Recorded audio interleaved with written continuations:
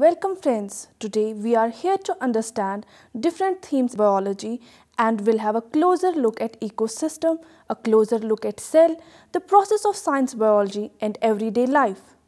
For today's topic, our main objectives will be to understand unifying themes and pervades the science of biology, to understand the properties of life that emerge from complex organization, to understand the emergent properties associated with life, to ascertain the interaction of organisms with their physical environment. Let's have an overview over biology's most exciting era, that is themes in biology. Biology is the scientific study of life, a human endeavor resulting from an innate attraction to life in its diverse forms. It is a subject of enormous scope, reveal exciting new biological discoveries being made every day. It reaches across size scales from minute microscopic molecules to the global distribution of biological groups. It encompasses life over huge spans of time from contemporary organisms to ancestral life forms stretching back nearly 4 billion years. As a science, biology is an ongoing process as a result of new research methods developed over the past few decades. There has been an information explosion and technological improvements that yield new information and thus may change the conceptual framework accepted by the majority of biologists. With rapid information flow and new discoveries, biology is in a continuous state of change. There are, on the other hand, enduring unifying themes that pervade the science of biology. For instance, a hierarchy of organization, the cellular basis of life, heritable information, the correlation between structure and function, the interaction of organisms with their environment, unity in diversity and evolution, which is the core theme. Now let's first talk about the properties that arise at each level in the biological hierarchy. The study of life extends from the microscopic scale of the molecules and cells that make up organisms to the global scale of the entire planet. We can divide this enormous range into different levels of biological organization. Biological organization is based on hierarchy of structural levels, with each level constructing on the levels below it. Atoms form complex biological molecules. These lead to the formation of subcellular organelles, cells which together form tissues. Tissues lead to organs. Organs form organ systems. And finally, these all lead to the formation of complex organisms. Each one has its own properties going to each level. There are also levels of organization beyond the individual organism. Population, which is a restricted group of organisms belong to same species. Community, it is the population of species living in the same area. Ecosystem, an energy processing system of community interactions that include physical factors such as soil, air and water. Biomes, that are large-scale communities classified by predominant vegetation type and distinctive arrangements of plants and animals. Biosphere is the sum of all the domains ecosystems. These levels of biological organization starting at the highest level biosphere, which consists of all the environments on the earth that support life most regions of land, bodies of water and the lower atmosphere. A closer look at one of these environments brings us to the level of an ecosystem, which consists of all the organisms living in a particular region, as well as all the non-living physical components of the environment with which the organisms interact, such as air, soil, water and sunlight. The entire range of organisms inhabiting a particular ecosystem is called a community. The community, for example, in the coastal ecosystem includes the pelicans and the fish they eat, as well as seagulls, raccoons that eat pelican eggs, a huge diversity of insects, molluscs and worms, many different kinds of plants, an enormous number of microscopic organisms such as protists, bacteria and algae. Each of these distinct forms of life is called a species. A population consists of all the beings of a species living in a specified area, such as all the brown pelicans in the coastal community. Next to the population level in the hierarchy is the organism, an individual living thing.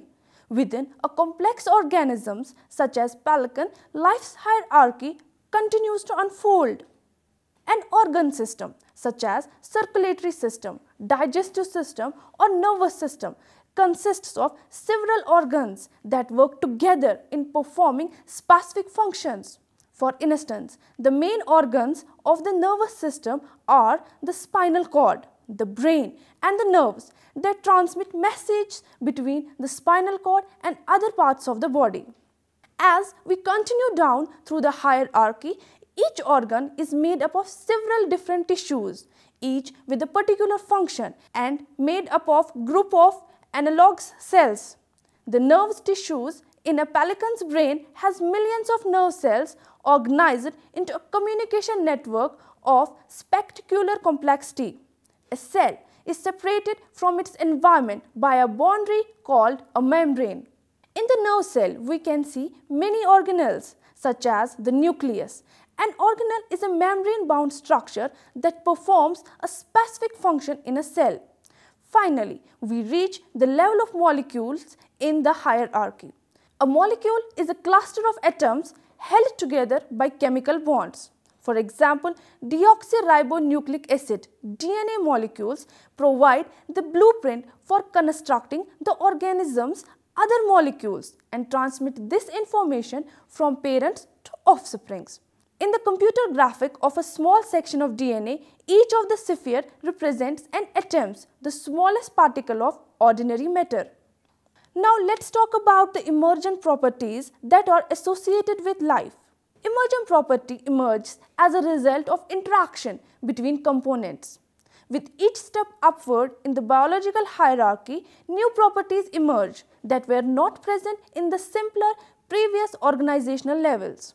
Life is complex to describe because it is associated with numerous emergent properties that reflect a hierarchy of structural organization. Some of the promising properties and processes associated with the life are order. Organisms are exceedingly ordered, and other characteristics of life emerges from this complex organization. Reproduction. Organisms reproduce. Life comes only from the life. This is called biogenesis. Growth and development. Heritable programs, which is stored in DNA, direct the species' definite patterns of growth and development. Energy processing. Organisms transform and take in energy to do work, including the repairing of their ordered state. Response to the environment. Organisms respond to stimuli which they receive from their environment. Homeostasis. Biochemical regulation. Organisms regulate their internal environment to maintain a stable state even in the face of changing external environment. Evolutionary adaptation. Life evolves in response to the relationship between organisms and their environment. Our next theme. The cell is an organism's basic unit of structure and function. By this, we will have a closer look at cell. In life's structural hierarchy, the cell has a special place as the lowest level of organization that can perform all activities that are required for life. Moreover, the activities of organisms are all based on the activities of cells. The invention of the microscope led to the discovery of the cell and the formulation of the cell theory. Robert Hooke reported a description of his microscopic examination of cork. Hooke described tiny boxes which he called cells. The significance of this discovery was not recognized until 150 years later. Antony van Leeuwenhoek used the microscope to observe living organisms such as microorganisms in pond water, blood cells and animal sperm cells. Matthias Sheldon and Theodor Schwann concluded from their microscopic studies that all living things are made of cells, and this formed the basis for the cell theory. The cell theory has since been modified to include the idea that all cells came from the pre-existing cells. Over the past 40 years, use of the electronic microscope has disclosed the complex ultrastructure of cells. Cells are bounded by plasma membrane that control passage of materials between the cell and its surroundings. And every cell utilizes DNA as its genetic information. However, we can distinguish between two main forms of cells, prokaryotic cell and eukaryotic cells, based on the structural organization. Prokaryotic cell is lacking membrane-bound organelles and a membrane-enclosed nucleus. It is found only in the archaebacteria and bacteria. Generally, prokaryotic cell is much smaller than the eukaryotic cells, and it contains DNA that is not separated from the rest of the cell, as there is no membrane-bound nucleus. A eukaryotic cell is subdivided by internal membranes into various membrane-enclosed organelles. It is mainly found in protists, plants, fungi, and animals. It contains DNA that is segregated from the rest of the cell, which is organized with proteins into chromosomes that are located within the nucleus, the largest organelle of the most cells. In most eukaryotic cells, the largest organelle is the nucleus, which contains the cell's DNA. The other organelles are located in the cytoplasm, the entire region between the nucleus and other membranes of the cell. The chloroplast is an organelle found in eukaryotic cells that carry out photosynthesis. Prokaryotic cells are much simpler and generally smaller than eukaryotic cells. In a prokaryotic cell, the DNA is not detached from the rest of the cell by enclosure in a membrane-bound nucleus. Prokaryotic cells also lack the other kind of membrane-bound organelles that characterize eukaryotic cells. Thus, the properties of all organisms, whether prokaryotic or eukaryotic, are based in the structure and function of cells. Friends, let's discuss our next theme, that is, the continuity of life is based on heritable information in the form of DNA. The division of cells to form new cells is the foundation for all reproduction and for the growth and repair of multicellular organisms. Inside the dividing cells are structures called chromosomes. Chromosomes contain most of the cell's genetic material in the form of DNA. DNA is the substance of genes, the units of inheritance that transmit information from parents to offsprings. For example, different blood groups A, B, AB or O are the result of certain genes that are inherited from our parents. Let's discuss the structure and function of DNA. The molecular structure of DNA accounts for its ability to store information. Each DNA molecule is made up of two long chains called strands, arranged in a double helix.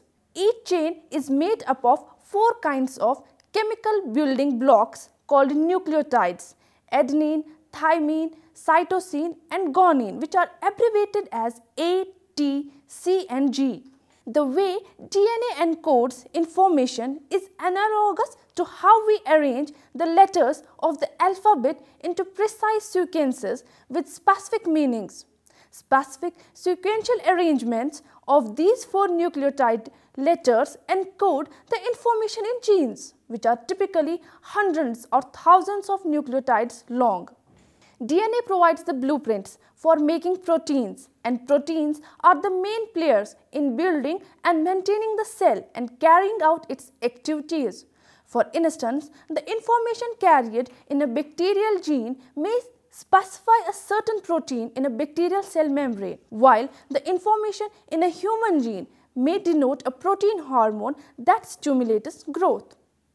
The DNA of genes controls protein production indirectly using a related kind of molecule called ribonucleic acid RNA as an intermediary. The sequence of nucleotides along a gene is transcribed into RNA, which is then translated into a specific protein with a unique shape and function. This entire process by which the information in a gene directs the production of cellular product is called gene expression. Friends, our next theme is structure and functions that are correlated at all levels of biological organization. Structure and function of living organisms are closely related. There is a relationship between an organism's structure and how it works. Biological structure gives clues about what it does and how it works. Knowing a structure's function gives insight about its construction. This relationship is apparent at many levels of biological organization. For example, the leaf, its thin, flat shape maximizes the amount of sunlight that can be captured by its chloroplasts. Another example from the animal kingdom, the wing of a bird provides additional instance for the structure-function theme. In exploring life on its different structural levels, we ascertain functional beauty at every turn. Friends, let's discuss our next theme. Organisms interact with other organisms and the physical environment. By this, we will have a closer look at ecosystem. Living organisms interact with their environment, including physical factors and other organisms. Both the organisms and the environment are affected by the interactions between them. For example, a tree takes up water and minerals from the soil through its roots, and its roots helps form soil by breaking up rocks. On a global scale, plants and other photosynthetic organisms have generated all the oxygen in the air. A tree also interacts with other organisms such as soil, microorganisms associated with its roots, insects that live in the tree, and animals that eat its leaves and fruit. Interaction between organisms ultimately results in the cycling of nutrients in ecosystems. For example, minerals acquired by tree will eventually be returned to the soil by other organisms that decompose leaf litter, dead roots and other organic debris. The minerals are then available to be taken up by plants again. Like all organisms, we humans interact with our environment. Unfortunately, our interaction sometimes have drastic consequences. For example, since the Industrial Revolution in the 1800s, the burning of fossil fuel, oil, coal and gas has been increasing at an ever-accelerating pace. This practice of releasing gaseous compounds into the atmosphere, including prodigious amount of carbon dioxide.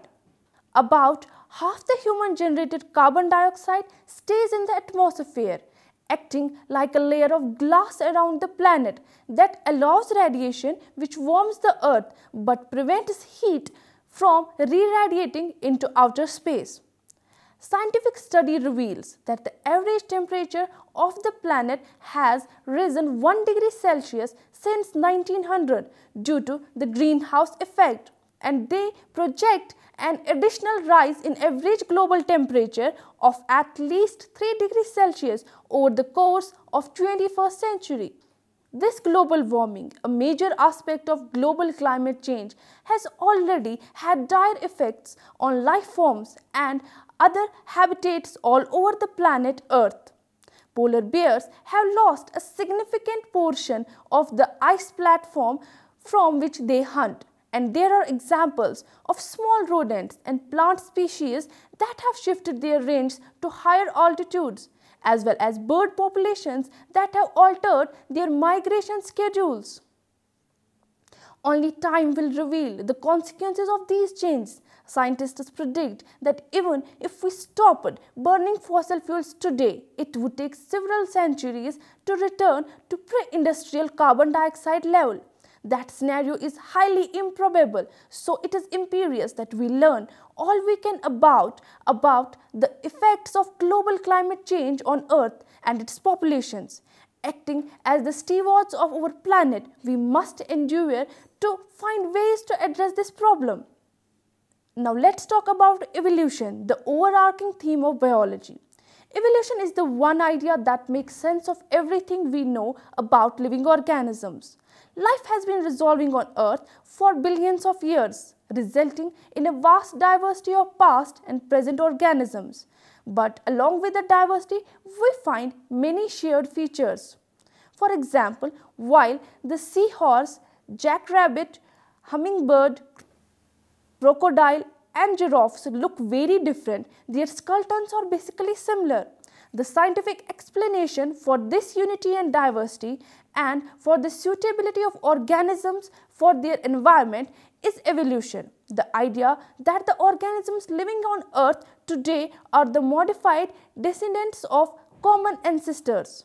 In other words, we can explain traits shared by two organisms with the idea that they have descended from a common ancestor, and we can account for differences with the idea that heritable changes have occurred along the way. Many kinds of evidence support the occurrence of evolution and the theory that describes how it takes place. Now friends, let's conclude our topic with some important points. The scope of biology is broad and therefore contains many branches and subdisciplines. The science of biology encompasses vast distances of both time and space.